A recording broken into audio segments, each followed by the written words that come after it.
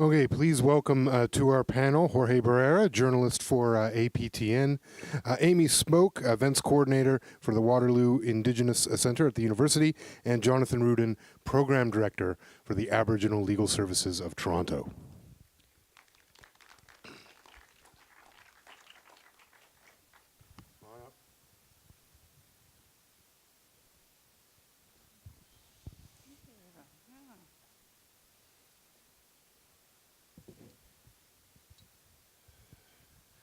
I guess I would love to just start with your.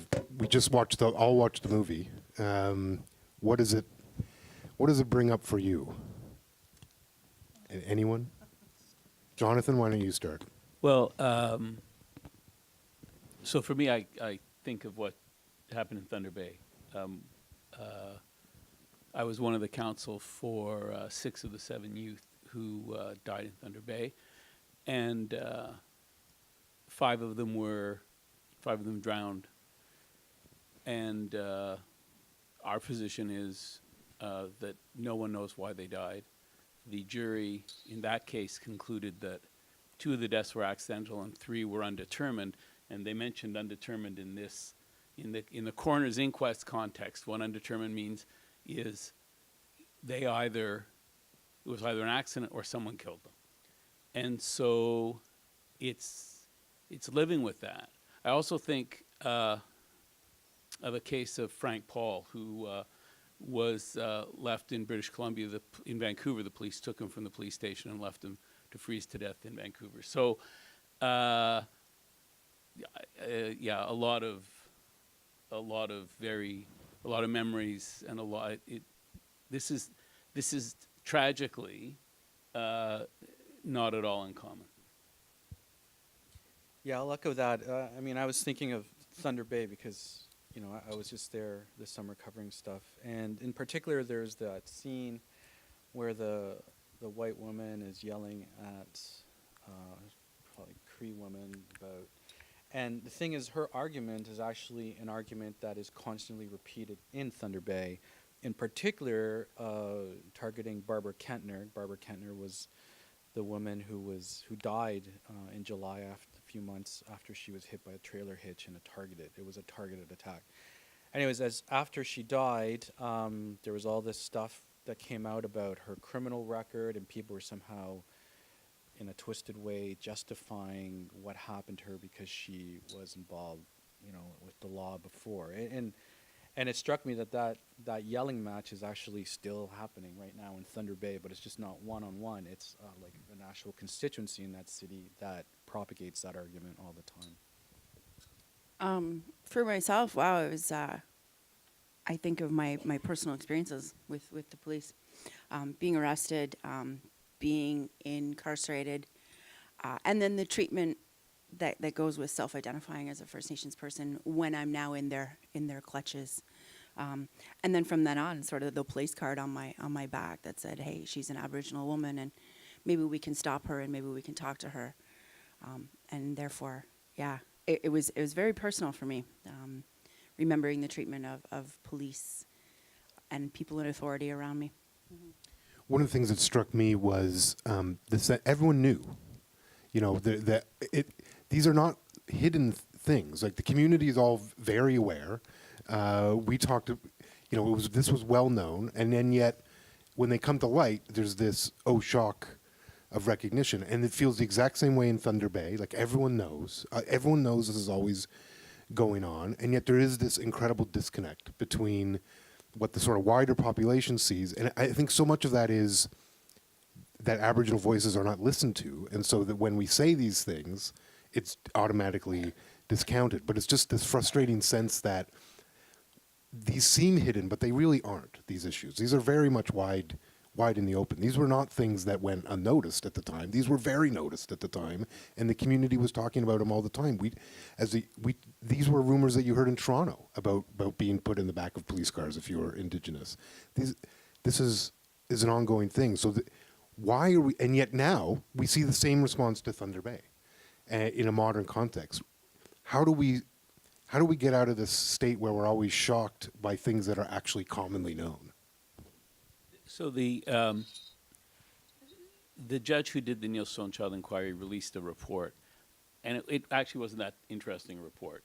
I mean, it's interesting that it found the two officers were responsible, but didn't do a really great job of looking at these issues. But one of the things right near the end, he talks about the two solitudes in Saskatoon, and he is surprised. So for him, one of the most surprising incidents in the whole inquiry was he talks to Neil Stonechild's sister is questioned, and one of the questions she's asked is, you know, if you were in trouble, would you call the police? And he said, I never call the police because the police never come when we want them to, and they're always there and we don't want them to. And for the judge who's conducting this inquiry, this is like a bolt of lightning.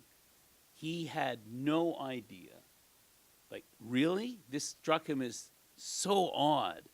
And you're right, but this is the lived experience of Indigenous people in Saskatoon, the lived experience of people in Thunder Bay. But it's a silencing, and it's also, I mean, in Thunder Bay and in Saskatoon, people don't want to talk about this stuff because there are legitimate concerns that if we talk about these things, things will happen to us. And so they stay in the community. They don't go outside the community. And the broader community doesn't want to talk about it either.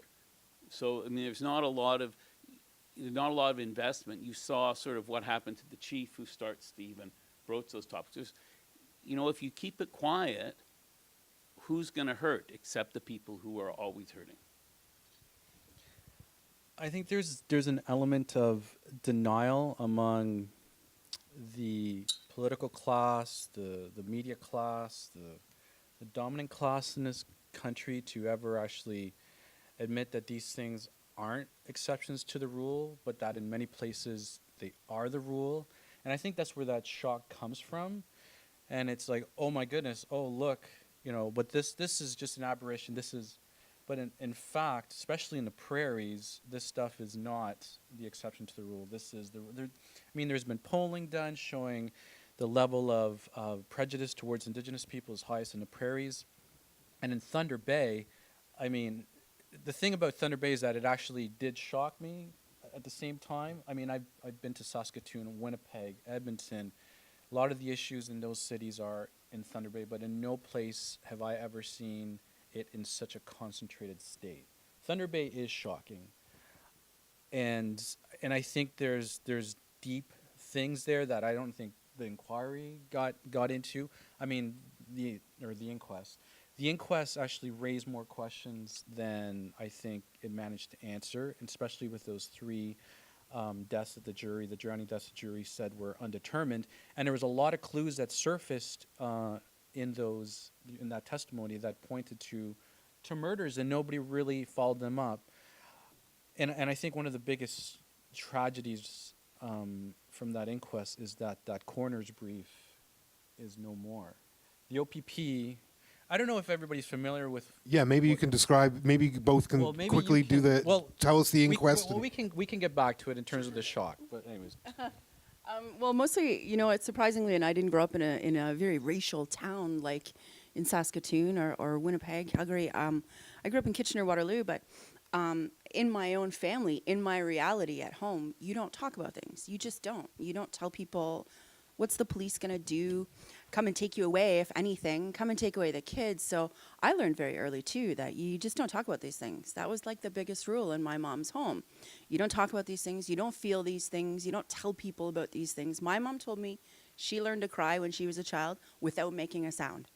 And to me, that was just heartbreaking that we internalized it so much that even growing up in Kitchener-Waterloo, you know, I didn't tell anybody any of the things that had happened to me because what was going to happen. And I mean, that's not near the racial tension that is felt in the prairies or in Thunder Bay. But within, you know, even Six Nations, there are things that the murdered and missing Indigenous women, we have them in my family as well. And it drives us apart to not talk about it. So yeah, the generations and generations of white Indigenous relations is steeped into us. It's so that it is normal, yeah. It's unfortunate. So let's talk a little bit let's focus on Thunder Bay. I know this was Saskatoon, but these discussions always lead from the film. So can we describe just a little bit of the inquest in Thunder Bay, and then Jorge, can you perhaps then talk about like now in Thunder Bay and what's going on right now, because you've been covering it a lot this year. Okay, I'm going to try and do this quickly. Yeah. So from, all right. So if you're an Indigenous person living in a remote First Nation in northwestern Ontario, you can't go to high school at home. So you have to travel. And the largest high school now, really the only high school, is Dennis Franklin Cromartie High School and the Mattawa Learning Center in Thunder Bay. So you have to leave your community and fly hundreds and hundreds of kilometers to go to school in Thunder Bay. And in 2000, Jethro Anderson, who was attending the high school from a remote community, drowned. And between 2000 and 2011, 7 students who were attending high school in Thunder Bay from remote First Nations died. 5 of them were found in the river, all sort of from October 30th to February, March. So no one was voluntarily going to go in the water. One, Paul Panichis, died of, we don't know what, some medical circumstance. And Robin Harper, the only girl, had been drinking in January, was brought to her boarding home where she was left on the floor of her boarding home and no one took her to the hospital and she died of alcohol poisoning. If we look at the 5, what we call the river deaths, and I go back and forth. The river death is a very compelling term. I don't like it at the same time. So that was Jethro, Kyle Morriso, Jordan Wabass, Reggie Bushy, and Curran Strang. No one ever saw them go in the water. So we don't know what happened. And Jorge's right that, the hope of an inquiry is that you end knowing more than you start with. And for our clients, they didn't. In fact, every suspicion, everything they may have had remained confirmed because no one knows what happened. And while I respect the jury, again, I think all 5 deaths are completely unexplained. There was evidence before the jury from an individual who didn't testify, but there was an agreed statement of facts. So all the parties agreed this is what happened. This is a young man from a remote First Nation who was going to Dennis Franklin Cromartie, who was walking home around the period of time when Reggie and Kyle died. And as he was walking by, and Thunder Bay's got a bunch of rivers running through it. So as he's walking by, the 2 rivers, as he's walking by, the agreed statement of fact says 3 men grabbed him and threw him in the water and prevented him from coming out, and eventually he escaped. So we know, although we knew this, we know this happens. And no one's ever been charged. Nothing's ever happened. And then, making it just all the worse was this year 2 more young people were found in the rivers and in the water in Thunder Bay. And so that's the quick summary. And while that inquest was in 2015, the fall of 2015, while that inquest is making headlines, a 43 and a 40-some-year-old man named Stacey Bungie is also found in the McIntyre River. The Thunder Bay Police, while the inquest into river deaths is unfolding, they immediately declare the guy's death to be no foul play, even before they did a post-mortem. And the private investigator went up there after a pretty famous homicide detective from Toronto, Dave Perry, who did a lot of high-profile cases. He ended up finding 3 people who were with the Bungie before he died, found out that there was 2 sets of IDs on the riverbank where Bungie was found, and told me that I don't believe that the Thunder Bay Police can do proper death investigations, full stop.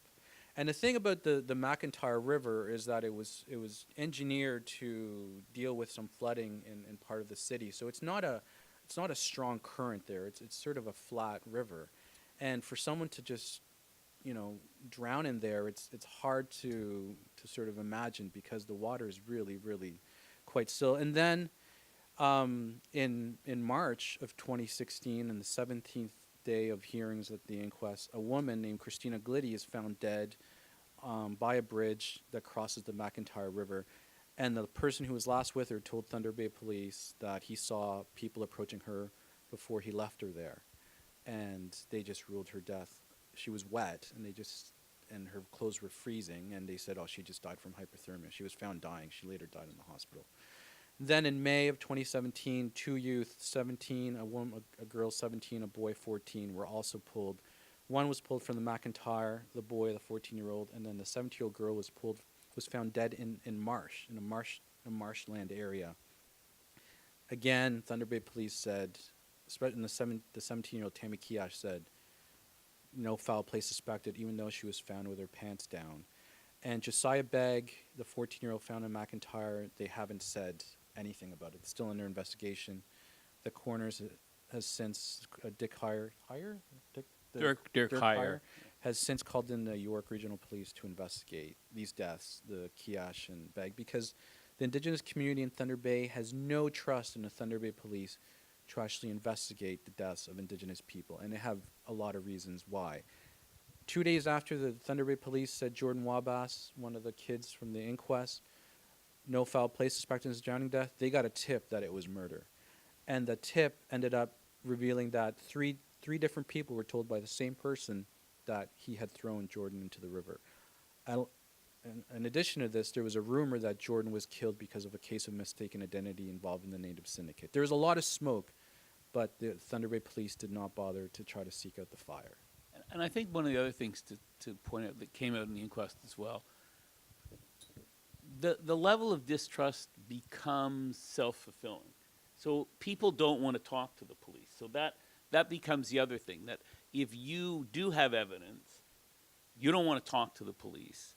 And so it becomes this spiral. And this is why it becomes so crucial that these issues get addressed, because when it breaks down and when the police are not seen as on your side and helping at all, then things happen with impunity, because no one's going to talk. And the police, even if they want to investigate, and that's a separate issue, but even if they want to, it's not clear that anyone will talk to them. So it becomes very difficult it becomes almost impossible to solve things. Now, I think contextually we can go, because there's background to all of this that stretches 500 years or so. I think it's key to understand that the reason Indigenous children in northern communities can't go to school where they are is because there are no schools where they are. The government does not provide schooling them, so they force them to fly to Thunder Bay. I would relate this, Amy, you may agree, there's a long history of forced schooling and removal of Indigenous children under a variety of reasons. Residential school, 60s scoop, all sorts of methods in order to remove kids from their home and put them in another community away from their culture and away from their family. This is just another way to do it. But there's other stats. We can talk about the incarceration rates in Canada. So I just read this morning, I think it was, we're 4.3% of the population, and we represent, Amy, you may know the stats better, 29% of the prison population. I just got back from the permanent forum. I was at a Peru permanent forum at the UN on Indigenous peoples. They said globally, Indigenous peoples are imprisoned 25 times above the norm globally, and that actually does not adjust for population rates. So in other words, if you're 25% or 29% in Canada, where we're only 4%, if you go to a nation where there's 21% Indigenous people, they are still imprisoned at a rate of 30% higher, which means their prisons are completely full of Indigenous people. And so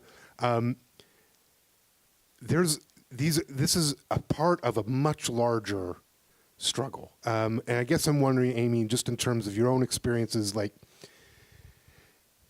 It seems daunting. I was surprised before the show you said when you encounter police now, you're less afraid. That's interesting. I guess I'm just wondering, how do we, given all of that history, how do we actually start moving forward from this point? Wow, that's a huge question. I think the ongoing education, like these events, you know, yourselves, you came out to listen to the history of Indigenous people, the treatment of Indigenous people by authority figures, government, all of these things. We just need to keep talking. You know, I talk if anybody would listen to me, but the systems that we're talking about as well were not designed for me. The academic institution, it's not designed for me. It's a foreign system. I'm not even supposed to be here, let alone be successful in that system. The criminal justice system is staggeringly horrible in terms of where it got me out of that cycle. My rates of recidivism, I was back every few weeks, and in the wintertime more so, because nobody ever asked me, you know, what is your life like at home? What is your culture? Where is your spirituality? Where are all those things that make you you? And I was just coming back to find more answers, and unfortunately these constructs are still colonial constructs. You can add all the smudging and sweetgrass into the prison systems for me. It's still a colonial construct. Had someone asked me, you know, can we help you find your family, your history, your people, those kinds of things, I might have saved 20 years off my life, you know? So those are the kinds of things we need to, and I don't want to say take down the whole systems, but yeah, take down the whole systems, question them, dismantle all the systems, question them, question the colonial structures that we all participate in and most of us don't benefit from. So I think the important thing is keep talking, keep educating. We're at a very unique time in our country, and I think that First Nations people have a lot to offer and a lot to say, and we won't be quiet any longer. And we have seen some adjustments. The Gladue cases or court. I would love for someone to more legally minded than me, Jonathan. I'm looking at you to perhaps explain those. And then there was just this recent announcement of an Indigenous court in Ottawa, and so maybe again we can talk through what that might mean, because that at least presents the possibility of progress, I think, in these two things. So these are big questions, aren't they? So let me take my life over the last 20 years and distill it in 5 minutes. So there are now in Ontario probably 10 to 12 Indigenous-specific courts that are designed to try and provide sentencing options that make more sense for Indigenous people. The courts have been found to have more meaning for Indigenous people because the court process is just so alien and pointless and stupid for everyone, pretty much, but particularly for Indigenous people. And so, you know, the organization I work for is incredibly involved in this. We have Gladue writers. These are people who write the stories of the lives of Indigenous people so courts can know who they're sentencing. And we have people in 11 different communities in the province, and there are other organizations who do that as well. Interestingly, in Saskatchewan, where the rates of incarceration are, as you talked about, it's 80-90% of the people in jail. In Saskatchewan, there's no Gladue program. There's the only Indigenous court, the Indigenous process they have. They have a Cree court, which is a great innovation, but it really relies on the one Cree-speaking judge, and it's a circuit court in the north. So there are things happening in Ontario. There are some things happening in British Columbia. There are reasons to be optimistic. I have to have them or I couldn't do anything. But in those places where you would think people would really want to confront the issue, like Manitoba, like Saskatchewan, there is this huge resistance. And Jesse, I think it gets back to your first point. You know, why was the first Gladue court in Toronto? Because judges in Toronto weren't afraid to say, I don't know much about Indigenous people. I want to know things. But there are huge investments in Saskatchewan and Manitoba in not asking questions, because there's a fear if you ask the question, you're going to have to try and figure out the answer. And that means doing things differently, spending some money, making commitments to things. And that obviously, unfortunately, seems to terrify people. Yeah, I wish there'd been glad due court when I was in trouble. You know, they take into account your family life, your history, your past, your family residential schools, all of these things, and think, you know, maybe they've had some difficulty in their life. And I know a lot of people really think, well, then everyone should have a glad due report written about them. And unfortunately, I was incarcerated at a time. I was in Vanier, so it was Milton, and it fed in from a lot of cities. So there were other people coming through that said, hey, you know, did you hear about this glad due court? It's like a get out of jail free card. And I thought, wow, like this is what my own people are saying about a chance to actually tell somebody what your life may be like and what led you to make those choices. And it was laughed at, it was mocked at. It felt like with my own nations, with my own people. But I think that, again, like I said, you know, if someone had asked me what was my life like, connected me to the right resources, and then helped me, you know, when I moved back to Kitchener, maybe to keep those going, to keep that access going.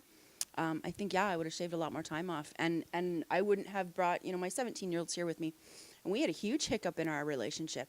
And that's, again, I'm struggling to bring her back into my culture, bring her back into where she belongs, keeping the resources going for her. Because my 3-year-old knows what this is. She knows who she is. She cried the other day because I wanted to cut her hair. She said, my hair is important because I'm Mohawk. She's only 3 years old. So these are the kinds of things I think that I would never, ever allow for my own children. And I would never, ever see happen for a 3-year-old. So I'm hoping, yeah, this is becoming more positive. We have more positive things.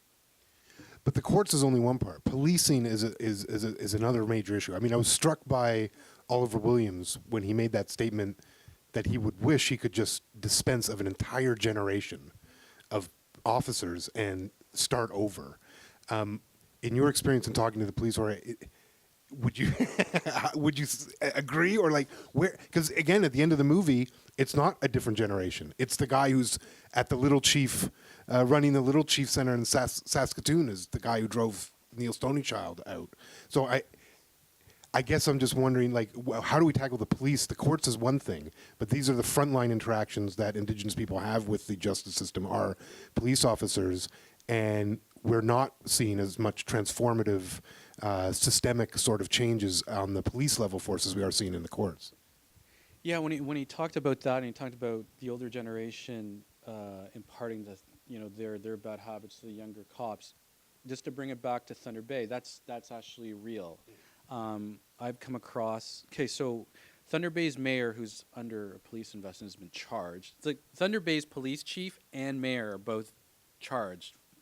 Both obstruction of justice, the mayor charged with extortion, and the police chief also charged with breach of trust. Now in Thunder Bay, there's actual evidence of this deep-seated sort of culture, and it goes back to the mayor, who was a 30-year veteran of the police force before he became mayor.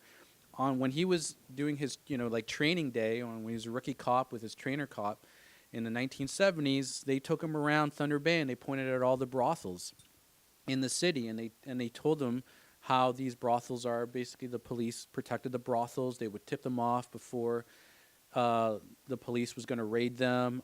The judges were also in cahoots with this, and they would, only find. They do these full raids and grab 3 people and one out of town John.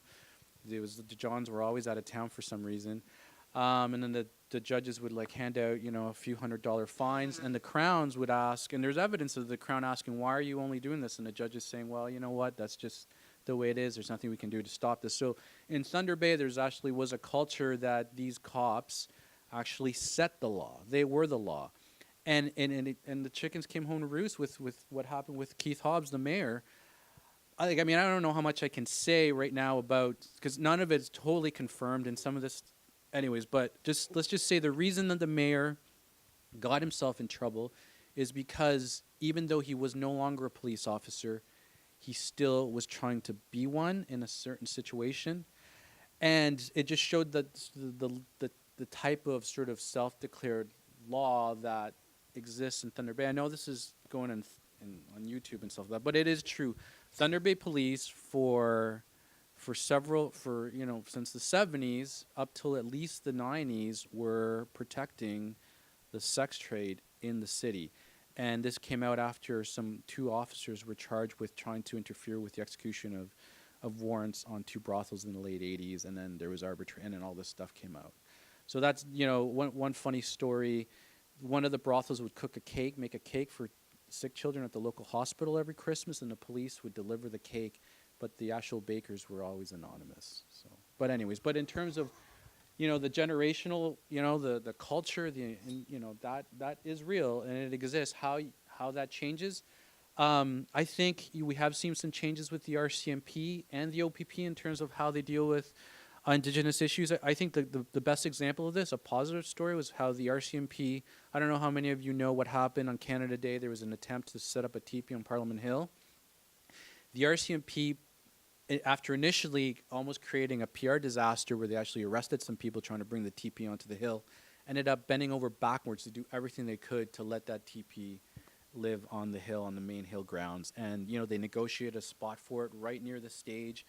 They brought water to the TP demonstrators. When it was raining, they brought in a truck so they could put their stuff in and hang out in.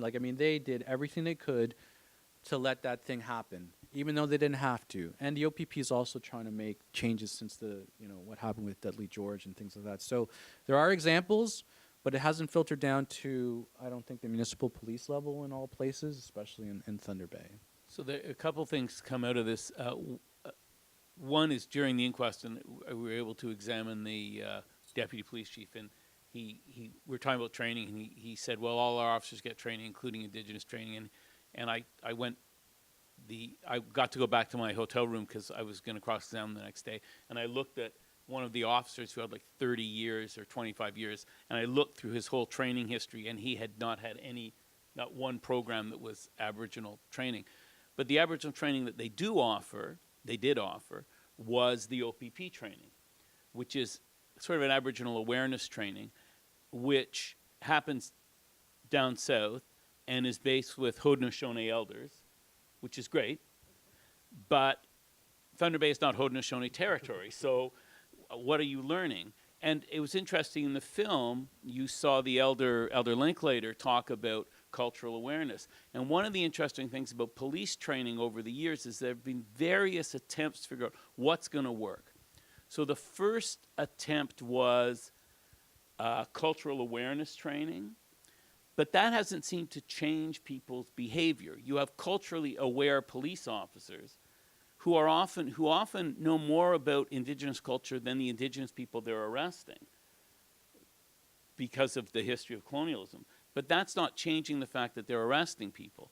And then they sort of had more, okay, now we need to do more Indigenous education, so you need to learn more about residential schools. So the police learn more about that, and they'd go into sweat lodges. But that's not changing things. So the latest, and we don't know if this is going to work, but the latest in the trend is something called implicit bias training, which has been done a lot in the United States with police officers and to deal with working with black offenders, which is to say, look, you're making decisions, the decisions you make about the people you police are often made very quickly, and, your whole bunch of things flip through your mind. I mean, we talk about Gladue, and Gladue is sentencing people differently, but you can sentence people differently because you stop. Because the justice system takes its time. So you can pause that process. You can pause the process with the Crown Attorney. Policing is not a process that pauses well. Because the police are making decisions, hundreds of decisions, split-second decisions. And so the implicit bias, the assumptions you make about the people you're policing, if those aren't challenged, and they're hard to challenge, then people will continue to make the same decisions because they don't have the luxury of time that we have in the justice system that occurs once the police make the decision to do something. If they're training officers in the States about implicit bias, I worry that we already seen it is not working well. We just in Toronto last week had a demonstration at the Toronto Police Service Board around DeFonte Miller, and this is an ongoing issue in this city, let alone the U.S. To me, it really does think like the whole nature of policing, which has a history, because we talk about the RCMP making strides. I mean, the history of the RCMP was as an army to control Indigenous people. That was like, that was really foundational to their creation. Was this so? And in the States, we know that so many police forces are descendants of slave controlled forces. Even the badge and everything. To me, when we talk about bad apples, I worry that the orchard is pretty rotten right at the root, and that we need to really fundamentally change things here. I mean, the history of policing in Canada, as you said, you have the police were the ones who were going after Riel, who, when residential schools, if the kids didn't want kids to go to residential school, who do you use? You use the police. Oka, which ended up with the military, but Oka was the police. Ipperwash was the police. The police are the vanguard military for government. So it's not surprising, that there's a huge amount of mistrust in Indigenous communities about police, because that is rational and goes back hundreds and hundreds of years. In being on the front lines, being at I was in Standing Rock. I saw how, we should give credit. Like the RCMP in Gustafson Lake, for example, in '95, exchanged tens of thousands of rounds of gunfire with a group of warriors who were trying to reclaim some Sundance grounds. That's not going to happen today. I was in Standing Rock. I saw how the North Dakota authorities dealt with things there. That doesn't happen anymore here. I mean, the RCMP admits that they are not equipped to deal with political conflict, and because they're about catching criminals and investigating crimes. These are not crimes; these are political situations, and a lot of times they're the ham in the sandwich. They try to step out of the way, but when a company gets an injunction, they try to rag the puck, they try to negotiate, and eventually, they have to, because there's no other mechanisms to deal with this stuff. And I think that's the issue. I think there has to be some other way to deal with land conflicts and things like that, because usually that's where you have the most potential conflict. In terms of daily policing and things like that, I mean, that'll, I think the only way out is sort of an eventual cultural change, like you said. Continuing conversations and people not being afraid to speak out. And I would personally love to see like a more colorful, diverse police population. Like, where are all the BIPOC folks? Where are all the Two-Spirit folks? Where are all the LGBTQ folks on police forces? I would love to see more of that. I'd love to see more people interested in learning that cultural sensitivity and awareness, and just having their own cultural humility, like not reigning mine over me, like it's, like it's a badge that I've always had to wear. But yeah, I'd love to see that diversity, women, BIPOC people. And I mean, to go back to the trust, one reason why it might be hard to recruit from those communities, it goes back to the trust issue, it's hard to imagine for many to go into that system. We've been talking for a while. If there are questions, why don't we raise your hand and we'll get a microphone to you so the folks watching on YouTube can hear you. Everyone. Yes, ma'am. Just wait, let me get a microphone to you, ma'am. Sorry. Well, I'm thinking about the NDP thing now. Charlie Angus has been absolutely unequivocally, I think, I'm not a great watcher, but I think that he's been very, very good on the subject of Indigenous rights and problems, especially. So how can this help him? That's what I want to say. How can this kind of, I'm sorry, how can this kind of audience, this kind of wonderful program, really, I've learned a lot, how can it help him in his... To become an NDP leader? Yeah, really. I mean, he's so... Well, Charlie's riding includes the James Bay communities of, Attawapiskat and Sheshawan and Fort Albany. So, I mean, he has to take a stand on these issues because those are his people. Those are his constituents. I don't know, the NDP has been... I work out of Ottawa, so I've covered federal politics for a while.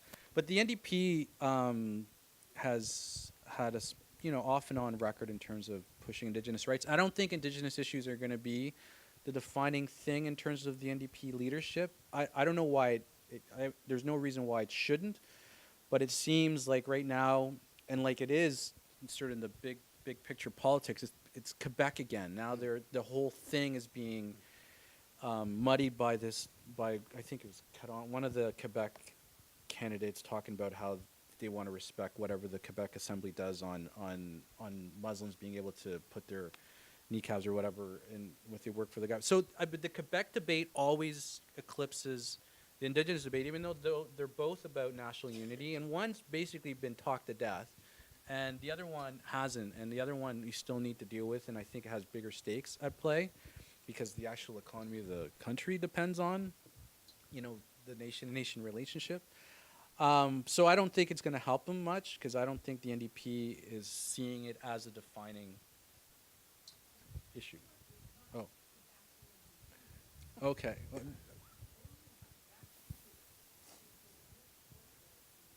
Yeah. Well, sure. I like Charlie a lot. I've met him. He's a super guy, and he does a lot of work. I think for me, to speak to what Amy said, we need a larger cultural shift in Canada to where politicians are invested in the lives and livelihood of Indigenous people, whether they're direct constituents or not, because that is sort of the obligation of the government under the treaties, is that whether they're in Toronto or not, they actually have to figure this out. But I think that's a big cultural thing. I mean, the reality is most political parties are not invested, including governments that get elected on platforms that suggest they will be. They tend not to then turn out to be that invested. And I think that goes back to the fact that it's, economically and in all sorts of ways, it's dangerous for them to be that invested, because then you're actually questioning the economic base of Canada, questioning the governance of Canada, the structures we've all built. I would be up saying we should be questioning all of that and probably reshaping the nation that is right now. That is the future, that my great-great-grandchildren should see a very different looking map and a very different sort of relationship. But I think this will take enormous time and enormous dialogue and efforts to shift culturally the whole country, which is maybe why I always talk about storytelling, because we haven't told each other our stories enough to actually build empathy for politicians whose constituents may not all be Indigenous, but need to, including like our Prime Minister and whatnot, who actually need to be more attuned to that, those communities and the obligations that are written for Canada to uphold, which they have not. And that includes how we are treated inside the legal system. I think one of the difficulties is that we see so much in the context of a zero-sum game. So if you ask people, generally, do you support Indigenous rights? Yeah, people generally support things. But wait a minute, does that mean I don't get to fish in the lake that I always fished in, or does that mean then suddenly people start to get upset? And part of that's because it's presented as this, if they get something, we don't get something. And that sort of language and that sort of approach really needs to change, but that is very much a philosophical change, but that's what needs to happen for those discussions to really occur. Yes. So kind of along those same lines, my question is, what can we as non-Aboriginal Canadians do, not just in our everyday lives, but kind of as a whole, to make sure that your voices are heard and to kind of help bring that message along? But what can we do to make sure you're heard and get some change going? Oh gosh. Like you said it, actually, you posed it in your question. Make sure those voices are heard. Help to create safe space for Indigenous, BIPOC people to have their stories told. We haven't been sharing our stories. And I think that's a huge part. It's a huge part of being a Mohawk person. I am a storyteller, and I think that that's the only way we're going to move forward. We have wonderful, amazing, just amazing storytellers. That is who we are. It's what we base our whole lives on. My whole life is a story. So I think that keep going to these kinds of things. Tell your friends. Go home and tell your family member. I have students in my classes that, they come home and tell their parents and come back and say, my parents had no idea. They did not know about residential schools. One person had been dating someone for 2 years and he had no idea, and she thought that was really weird. So please, go home, tell a friend, tell family, bring your partner to an event that's about Indigenous rights, those kinds of things, and keep questioning. Question the leaders, always. Question the leaders, like Charlie Angus. Big fan of his as well, too, but I always want to wonder then, why do you feel the need to tell that story? That's a question I ask myself all the time. Is it my story to be told? Should I be telling this story? Why is someone else telling my story for us? Continuing to create the safe spaces for the voices and the stories. We have great stories. I mean, I totally agree. I mean, I think if we even step back, though, from just specifically Indigenous issues, I mean, we're clearly in a moment on Turtle Island right now, if we all see what's going on. And if you've been paying attention to the dialogue, say, around Sir John A. Macdonald and his name appearing on monuments in schools and whatnot, and if you see what's going on in the States, I mean, we need allies to do daily work all the time right now, because these are issues that 4.3% of the population is going to really struggle, especially 4.3 that is as marginalized and oppressed as Indigenous people are going to struggle to change it by ourselves. We are going to require assistance, and that assistance, it seems simple, but that assistance can come at the dinner table when crazy Uncle Charlie talks about drunk Indians and you turn and make him ashamed to have said that. And we need that to occur all the time, in all spaces. We absolutely have to question the leaders, but that little thing, that's where the culture changes, right? Like if we look at, major societal shifts, it's because the culture changed. Now, sometimes that has to come with an inciting incident. And sitting here, it is hard for me to say, like, all of these things, this movie should have been an inciting incident, right? These things should have been inciting incidents, but they are not. And I worry, if we see the way we're going, there's going to be many more incidents like Charlottesville that should be inciting to people on a larger scale, because we are ever polarized. And so we need all of that help every day. Listen and believe, and absolutely, we have to hold our leaders accountable. So when they come for your vote, knocking on your door, this has to be an issue that every Canadian asks about, because when that is how you will incentivize politicians to actually do something when their job is on the line.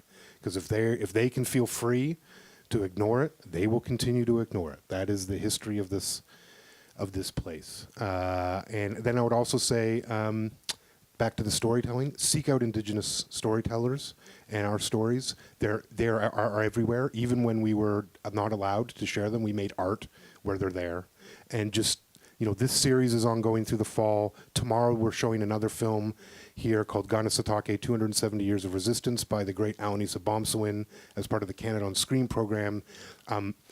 I would encourage everyone here and everyone watching online to watch that film, because literally the activist in that film, Ellen Gabriel, is right now fighting the exact same fight 27 years later, because they are digging in the pines on Ganawage and in Ganasatake for a new housing development. There's people on site right now protesting that ongoing development on sacred land. You will watch a movie yesterday where one of the maybe a big inciting incident in Canada was the so-called Oka crisis. That's what that film is about. It's literally the same issue is present 27 years later, and that you can see that tomorrow here. So I would encourage all of that. I want to thank the panel for being awesome and doing all of the great work you do all the time. Amy Smoke, visit her at many of the events she does at the Aboriginal Center at the University of Waterloo. Jorge Barrera, if you are not following Jorge, seriously, I cannot endorse a journalist more than Jorge. Please follow him. Come on, Jorge, don't be shy. Amazing work. And Jonathan Rudin, support Jonathan's work at the Aboriginal Legal Services here in Toronto. I want to thank you all, thank the digital audience for joining us, and we'll see you in September for the next edition of Aabiziingwashi. Miigwech.